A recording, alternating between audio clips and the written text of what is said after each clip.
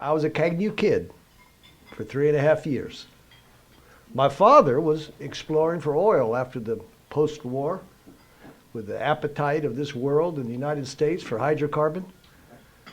He accepted an expatriate job, which meant he could go over with his family and probably stay a couple years. And this little Brooks right here had no way in heck to know that he was about to spend the next 12 years being raised in 3 different countries in Africa. And those 3 countries were Libya, Somalia, and Eritrea, Ethiopia, which by coincidence were the 3 former Italian colonies, African colonies as shown here, that Mussolini liked to call his new Roman Empire. But all the people here are together because of this. But Ethiopia was one heck of a stepping stone to explore that part of Africa. The enchanting land of Sheba above the clouds. Mountainous, hairpin, switchbacks everywhere, and ancient farm terraces, ancient farm implements, the same technology that from the time of Queen of Sheba was still there. The castle palaces of Gondar, the Blue Falls fed by Lake Tana, and the Aksum, the capital of the Aksumites, where in fact Queen of Sheba departed because she had heard of this prominent king, King Solomon. So in that journey, there's a little hanky-panky going on between the king and the queen's maid, which subsequently led to each of those women having a child fathered by King Solomon. And when the prince became of age, they gave him the title of the conquering lion of all the tribes of Judea. And so when his mother died, they placed this prince on the throne, which many Ethiopians like to believe was the beginning of 3,000 years of a Solomonic dynasty. Menelik I, the conquering lion of Judea, the protector of the Coptic Christians, where priests played such a prominent role in their society. And they kept alive the ancient Ethiopic language, Giz, which was the language of the church. They had a lot to do there in their top of the mountaintop kingdom, keeping together all the churches and maintaining a handful of monasteries so they could train the trainers. And all while that was an opportunity for us to visit, we could always call upon a little slice of America in Cagnew. And the R&R that they offered, like at Karen. Now my father was in the military in the Second World War, officer with Corps of Engineers. And he looked at Karen in a different way. Being a military history buff, that was where one of the greatest battles took place, was to really put the end to the Italian hold on any colonies in Africa. That was a tremendous victory for the Brits. And in the other great wreck place was Massawa. But that was very popular, and I'm sure everybody in this room has visited there, yes? Oh, yeah. Now to get there was magnificent. We had a chance to experience that fantastic, incredible road and rail system that the Italians put together at their height of their empire. And it was You know, you'd stand up on the edge of the rim of this escarpment, and at times the clouds would come scudding across from Arabia, and they'd pound up against the rim, and you'd look down on this white carpet, and then you'd drive down through it, through the misty clouds, and then it wasn't that long where you could look up, and there's the ceiling of the clouds above you. And how many of you have been on the little Litorina rail car? How many hands? Very cool, very cool. So the destination of this place, Massawa. Massawa. The main causeway, and of course, Green Island. Probably a lot of you have been to Green Island. But we were there because Gulf Oil wanted my father, who's an exploration geologist, to locate the first location to drill the first offshore drilling in the Red Sea. And their concession was large. The right-hand side of this map was the Gulf Oil concession, which incorporated all the Dahlak archipelago, and they ended up drilling 2 wells. And this was the first well, right here. This is the second Gulf Oil well. And the Italians, in their old technology, on land rigs, they drilled 3 wells on Dahlak Khabir, the main island. And I overheard one day in the hallway in the Gulf Oil office there, this geologist saying, you know, all those wells are as dry as a popcorn fart. And I could tell as a kid that wasn't good news for Gulf, but I didn't care. I was having an adventure. And for example, my dad would always involve me. So I was able to participate in this triangulation, because back then they didn't have the means of navigation as we had now. So we had to triangulate where they would drop a buoy so the rig could come over top of it. And being so close to Massawa, it was easily accessible by boat. So I was spoiled by being able to go on so many field trips and exploration efforts that I had a good chance to see that part of the world. Like this, dropping off a Land Rover in a place where probably no wheeled vehicle had been to before. Full of adventure. Such as this story, where my father had to do some pretty clever maneuvering to get us out of a bind. And he was an exploration geologist. He had this mantra that never take the same road twice. He always had the best maps that you could get your hands on, so he always knew where we were. And this one trip, he always liked to bring people. It was, as Dan said, it was our driver Berhani, my dad, and this GI friend of the family, and Tom Sinonis and myself. And we were way on the other side of those mountains in the background, far, far away from this Massawa Asmara highway. And when you're on a trip with my dad, we did a lot of off-roading, just following the maps. And at times when you're in tough areas like that, you never know when you have to backtrack, or make up time. So anytime you had a chance on these trips to make some good time, you had to take advantage of it. And so we found ourselves on this dry riverbed, barreling along, making up time. And we came across this rock formation that went from side to side.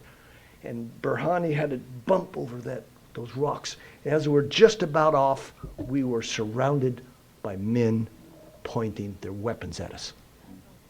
We were surrounded. And this tough leader ordered us out of the car. He had these vicious scars that dripped down from his cheekbone. He was tough. And he marched us up this very tight, tall canyon. And it opened up into a basin, a green, lush basin, full of men. We had happened upon an ELF secret camp. We were led to a jumble of rocks, met there by the only person that we saw in a full uniform, and he was an officer, and he introduced himself to us with the British terminology, Lieutenant Abrechet, propaganda officer of the ELF. My dad and I were concerned because it wasn't that long before that a handful of European explorers had finally been released by the ELF. Another part of the country, but the ELF. So my father had to dig into his brain and pull out secret cards from his cuffs, you know. How is he going to change the mood, the environment, so he can gain some traction, some ability to negotiate.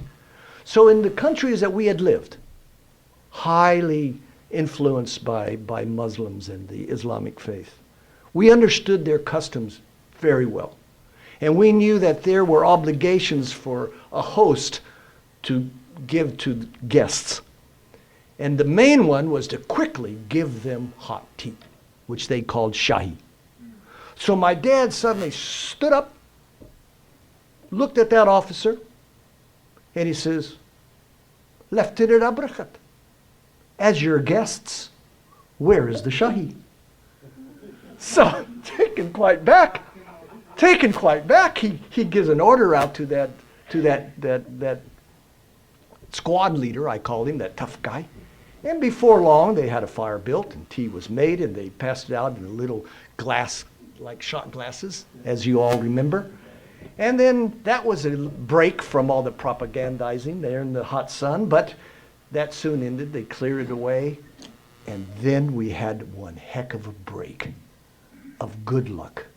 There was a loud shout from the high lookout, and like a ballet scene, choreographed, in less than 15 seconds maybe, everything that was out in the open was shoved underneath the bushes. Every person was hid themselves. And we were warned at the barrel of a gun, if we did anything stupid, don't do it. And it was quiet. And we could hear the engine of a small airplane. And when it came overhead, we could see the markings on it, that it was an Army spotter plane, probably trying to keep track of this very group. And that was the break there, was that as the people started to explode back into activity, when the loud call from up high said it was okay, my father stood up and he approached that officer and that squad leader as they were coming together, no doubt to determine what was going to happen next to us. My father approached him and he said, Lieutenant Abrechet, I could see how well disciplined your men are. I could see how well trained they are. It would be my honor if you had let me review your troops. So that guy is just looking, stunned, amazed. He'd never heard anything like that before. Nor had he had anybody like that in his area. And so all of a sudden he gave out an order to that squad leader, who bellowed out across the basin, causing men to come running with their weapons. And he started to line them up in 2 rows, about 10, 12 people to a row. Now I have to give you a little bit of a lay of the land. This is going uphill. There was a slight incline. This side led to the canyon. And so these 2 rows of soldiers were here. So my dad immediately struck out for the high side. And he just confidently strode to the end of those 2 rows, causing the officer to come after him and that squad leader to hurry up. And he went right up to that first person. He stood at attention, turned himself 90 degrees in a military fashion, cocked his head to the left, and started to slowly walk down the line, looking at each soldier in both rows. And that officer and that squad leader were just looking at his face. And when he'd look at a man, they'd look at the man. And my father carried on doing that till about halfway down, and there was this tall, lanky rebel standing there. And my father suddenly stopped. And he turned and he faced that person. And he started a very slow inspection from the tip of his cap to all of his buttons, to his big cloth ammo bag, his shorts, and his sandals. And then he looked again in his face, and he stood at attention, and he said, "Well done, soldier." And he saluted him. And then he took a big step backwards that just about knocked those two guys over who were hanging over his shoulder. And then he did a 180-degree move I'd never seen my father do. And he turned around and snapped in front of that officer. And he says, "Well done. These men are very well trained. And they're well armed. Well done." And he turned back around 180 degrees, approached that now trembling soldier, turned again 90 degrees, cocked his head, and started down the line. But this time, he picked up the pace a little bit. And as he passed that jumble of rocks where we were, I could hear him say to me, "Keep up." And he just kept walking towards the canyon. And it took those guys a while to figure it out. So pretty soon the officers go, stop, stop. And that squad leader was rounding up his soldiers to encircle us. And for some reason, somehow, my father was able to keep the momentum going towards the canyon. It was noisy, it was loud, voices were raised. I could hear the word binocular said quite a bit. So just about at the beginning of the canyon, it was really getting out of hand. And my father suddenly stopped, turned to that officer. He lifted the straps of the binoculars around his neck, reached over and put it over the neck of the officer. And he says, "I give you this as a gift." And while that officer was fondling these beautiful pair of binoculars, my dad, he set off.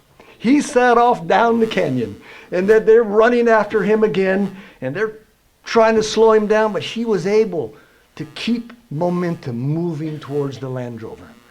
And it got really bad a second time, where my father had to stop, just about out of the canyon. And he turned to that officer and he says, "Lieutenant Abrachet, I cannot let you forcefully take these maps from me, but I can give them to you as a gift." And that officer goes, "Oh, please, and give us money." And he says, "Yes." So that officer reached out for the maps, and my father pulled it to his side. He says, "But sir, for the items I am gifting you, I need an official ELF receipt." So this guy again, just amazing. Looking at my dad, shaking his head, as he gives an order to the squad leader. Two soldiers go running up that canyon as fast as they can in that soft sand. And to keep control, my dad immediately dropped to his hands and knees on that sandy bottom, laid out the best map in front of him, pulled that officer down there next to him, and they started to point at significant parts of these beautiful maps these people had never seen before. And they were totally engrossed, keeping his position of strength. Wasn't that long till we saw this young, smart-looking guy running down there as fast, trying to control this bouncing portable desk, field desk. He arrived panting. He opens up a drawer, pulls out paper, and with the help of my father and the officer, he writes out 2 receipts. This is the only one I have in my files. 1967, "Thank you, Mr. Samuel B. Frazier. We take a help. Ethiopian dollars, 20. After they approved both of those receipts, that scribe opened up another drawer. There was a little velvet pouch, pulled out the stamp, chopped them both. So my father, still keeping his position of leadership there, he kind of a military fashion somehow, he forced that officer to slightly bow towards him while he was shaking hands, and he passed over the bargain what they bargained for. Again, when that officer was fondling those maps, that packet of maps, there's my dad again. This time he went on his strongest stride that the family and friends knew well. We called it his McKeesport strut, where a normal person had to lightly trot to keep up with him. We made it to the Land Rover. The doors were open. The keys were still in the ignition. We just piled in. Berhani started the car and bumped over that last bit of the rocks. And suddenly, those men were around us more than before, really vicious looking. They were really upset right there in front of the Land Rover. And that officer was approaching the open window on my dad's side. Then before he could get close enough or say anything, my father spoke loudly to him. Lieutenant Abrechet, I want to thank you for how well you treated my team. And that information you told us about the goals of the ELF, I will tell my government. And for you, my new friend, this is my most favorite pen. I give it to you as a token of our friendship. And as that guy took that pen, my father rolled up the window and Berhani drove forward. Those soldiers parted. They didn't shoot at us. They didn't try to stop us. It was the series of acts that wise father of mine pulled. Kept them just enough off balance. So there we were. As soon as we got around a nearby bend, Berhani drove that Land Rover as fast as he could until nightfall hit us. And before it got too dark, my father pointed out a decent incline where that Land Rover could roar up out of that dry riverbed. And to our joy, there in the distance were headlights on the Massawa-Asmara highway. We were close, but we were still in enemy territory. We couldn't celebrate yet. Not until we entered the safety and the security of Massawa, long known in the region as the Pearl of the Red Sea. That's it.